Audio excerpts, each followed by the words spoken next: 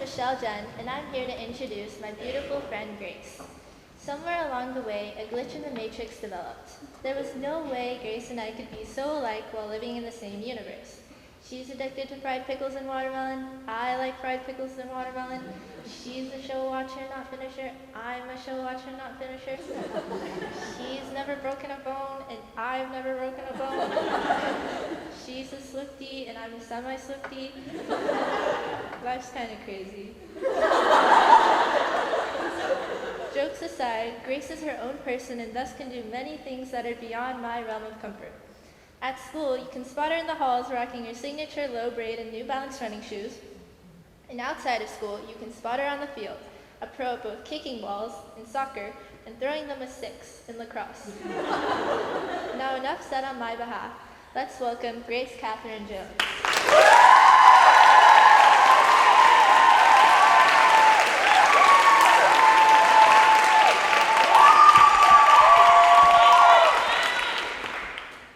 The 2000s was a monumental era in human history.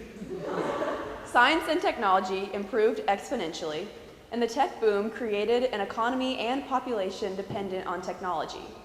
Some of the most important inventions to date were developed in this decade, such as the iPhone, Bluetooth, and Microsoft Windows. Major innovations in the field of medicine were also developed during this time, with breakthroughs in stem cell research, cancer therapies, and heart disease treatment. Now, these innovations and advances are all great in defining aspects of the 2000s, but personally, I don't believe they truly capture what the era was really about. In my opinion, the most defining aspect of the 2000s was pop culture. Now, you may be dubious of this claim, and not for unfounded reasons. You might be asking, Grace, how can you say that? Do you really believe that pop culture is more important than scientific improvement? Isn't the advancement of mankind more valuable than Paris Hilton's dating history? To this I respond borrowing the words of Katy Perry. Let me attempt to change your mind like a girl changes clothes. In the past few years, I have developed a strong love for 2000s pop culture. If you have ever been on a sports team with me, you may have heard my legendary 9-hour 2000s playlist. And I'm proud to say that the entire soccer team, both JV, varsity, all of the coaches, Bob, and the bus driver were all witness to the true spectacle that was my divine singing voice during the 8-hour bus ride to the magical place called Gatlinburg, Tennessee. I felt it was my divine duty to share my 2000s music with the entire bus, and I actually sang so much and so loudly that I lost my voice and had to speak in a beautiful gravelly husk for the rest of the trip. I also have a passionate love for many movies and shows released in the 2000s, including, but not limited to, Mean Girls, Hannah Montana, Starstruck, Camp Rock, Gilmore Girls, the entire Twilight Saga, Halloween Town, The OC, Bring It On, all 3 High School Musicals, The Game Plan, to name a few. I am not the only person, however, who has kindled a love for this era. In the past few years, interest in 2000s culture has increased drastically, with Y2K styles being pumped out by fashion brands and a sudden revitalized interest in the pop princesses of the past, such as Britney Spears and Kesha. You can see this new interest basically everywhere on the internet. The Free Britney movement last year attracted millions of supporters online, and although I hate to say it, low-rise jeans are back and stronger than ever. This reemergence of 2000s pop culture was begun and perpetuated by young adults and teens.